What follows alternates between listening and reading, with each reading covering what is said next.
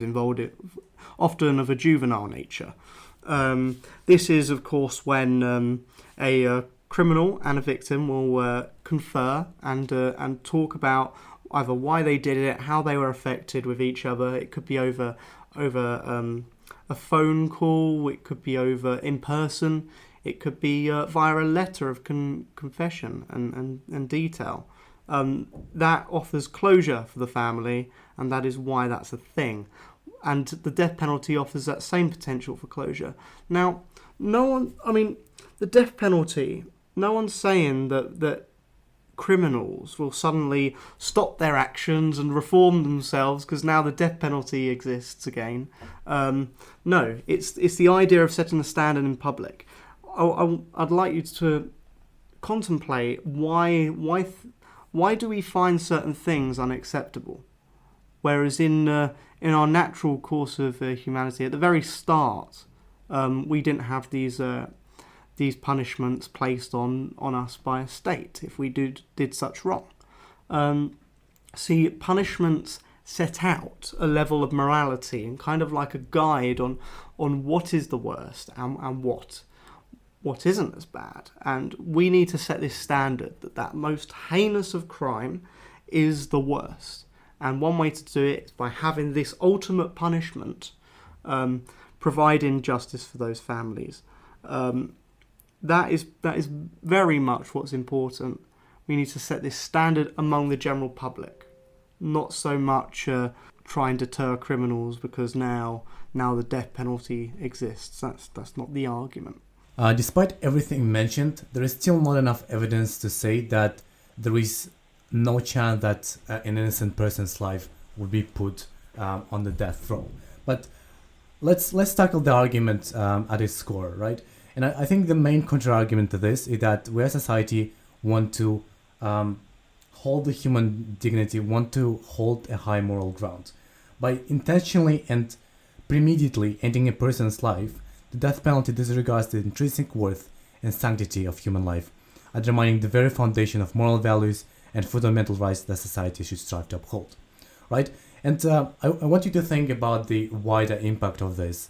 And the wider impact is actually two impacts. First, despite saying that we'll put very high requirements for the death penalty and we'll make sure that the investigation is thorough, we can also say that by letting the government do it once, we're allowing the government to do it way more times for the cases that are not this case, and therefore applying the death penalty with way with more loose requirements, right? And the second impact I want you to think about is the impact on the third world countries and on the international scale. And what is this impact? Is that now that the death penalty is implemented and the right to life is not upheld to its extent as according to international fundamental rights guidelines, right now the third world countries, those who want to disrespect those fundamental rights internationally recognized, have now an excuse to not uphold other rights by saying, hey, you're saying that we should adhere to those rights, but you violated this very right by yourself. I mean, there are already enough excuses, other countries reference the British colonialism or the reference how US invaded Iraq and other Muslim countries as a way to say do not interrupt us or we should do whatever we want. And those are the things that you should take into account. But I also wanted to raise one more point, and before the proposition talks about the costs, which is a lesser argument for the proposition, but we want to cover as much as possible in this podcast. But one argument for the opposition that I want you to think about is the cruelty.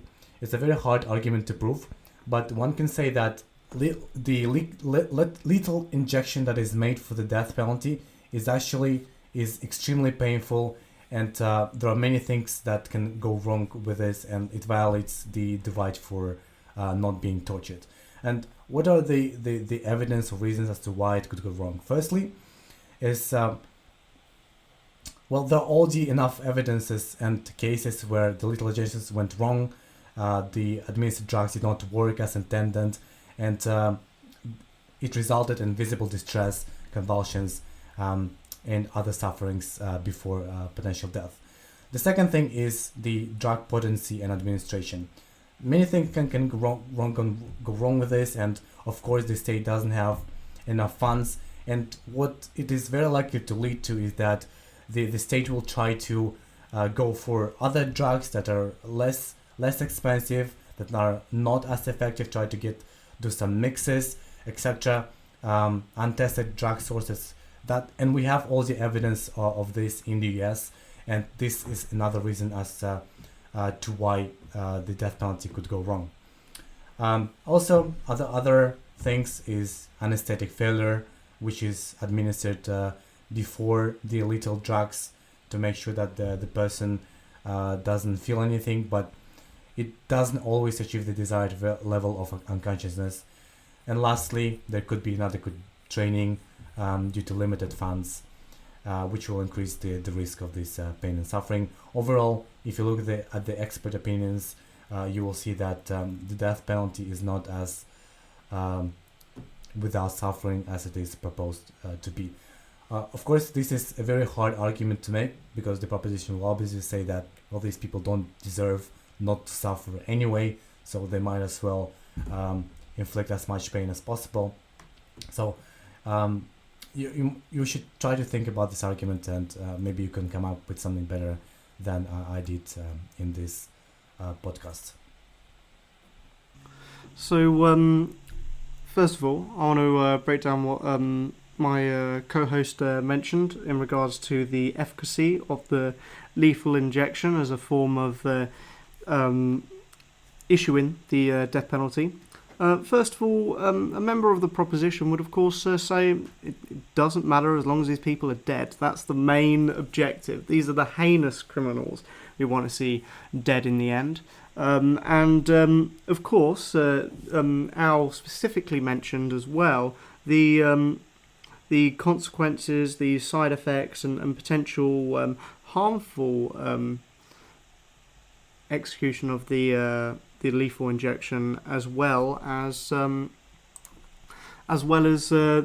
side effects and bad instances of use of anaesthesia.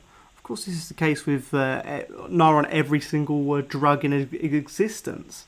I mean, of course, there's going to be potential side effects and bad outcomes in certain cases. I mean, whenever anyone goes under anaesthesia, there's a potential that there could be some horrible side effects, doesn't quite work, and you feel a sense of something during an operation. Of course, there isn't 100% success in this said drug, so it's kind of like a yeah, of course argument, if you will.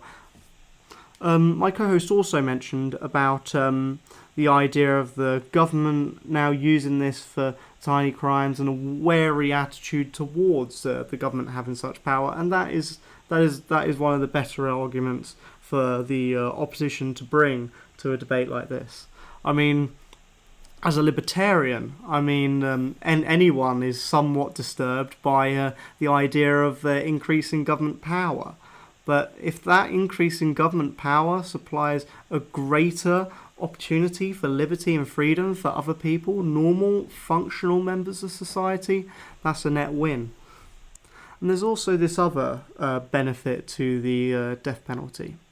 So, although it may seem like a safer option, having people in jail for the most severe and heinous of crimes, of course, this is extraordinarily expensive. This is not only has the person disobeyed and ruined and sabotaged and just done heinous acts to other members of society.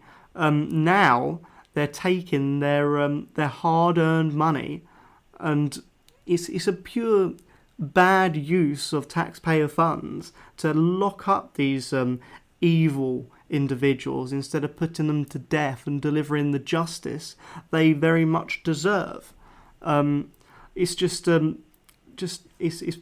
purely ridiculous, the idea that someone can lose their family members to an evil individual, and then everyone else has to contribute to pay for their food, their accommodation and everything till the end of their lives.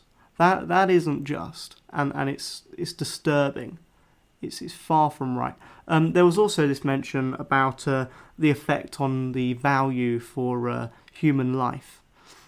Now, this is a very good argument, in fact, for the proposition, because these individuals who are committing these multiple murders, these homicides, aren't valuing human life.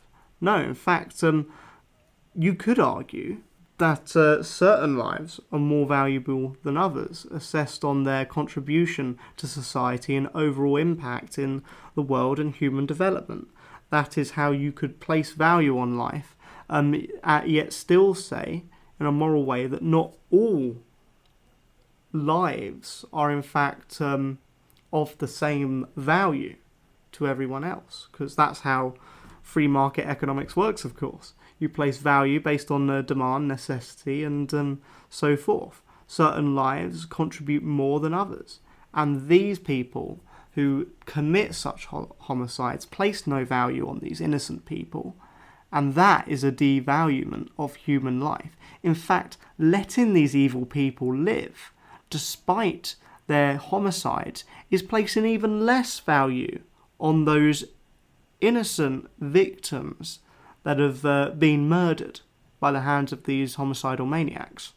That is a true devaluing of human life. So as we finish this debate, I just want to make a quick rebuttal on the costs and the resources that are required for the death row penalties. The fact is, and the statistic will show to you, that in fact the life imprisonment is less expensive than putting someone through the death penalty. And there are several reasons for that. Firstly, the legal process is way more extensive for putting someone on the death row, because obviously we don't want an innocent person to be there. We want to have as much information as possible.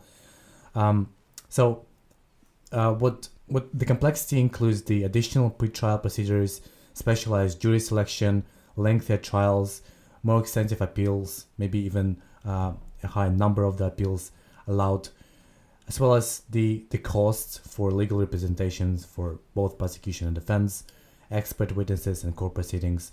They all contribute to the overall expense, right? In regards to the expert witnesses and investigations, because you want to have a better evidence, you'll have to involve more specialized experts, such as forensic specialists, psychologists, and mitigation specialists, which of course cost a lot higher. And two more things, right? So prison conditions and security are higher for those on the death row, because of course there's a high chance those people will want to escape because their life is on the line, and that's why you will need more trained professionals and a different facility to facilitate and to keep those people. And the drug acquisition itself, the cost of the drugs used in little injections is expensive and has been rising in recent years. Depending on the country, pharmaceutical companies are not allowed to produce lethal injections because they don't want the private sector to hold something dangerous. And this, of course, increases the cost because there is less competition and less companies and organizations on the market for the costs. And of course, the proper administration means that you need a trained professional for that. So for those reasons, the cost of the death penalty is actually not as cost effective as the life imprisonment. Yeah, so we'll move on to closing statements and remarks. So, of course, for the proposition, I have focused more on a moral-geared response and advocacy for the death penalty. And that's largely because it is a very moral issue, how we decide punishments and exactly why we have them for certain crimes is based on morals, and that's how we should decide whether the death penalty is suitable or not. And of course, there are cost-based benefits in regards to reducing the prison population, and of course, the most hazardous of the prison population, which of course presents another vulnerability to those who do commit lesser crimes that don't deserve the death penalty, but still have to stay with people who should have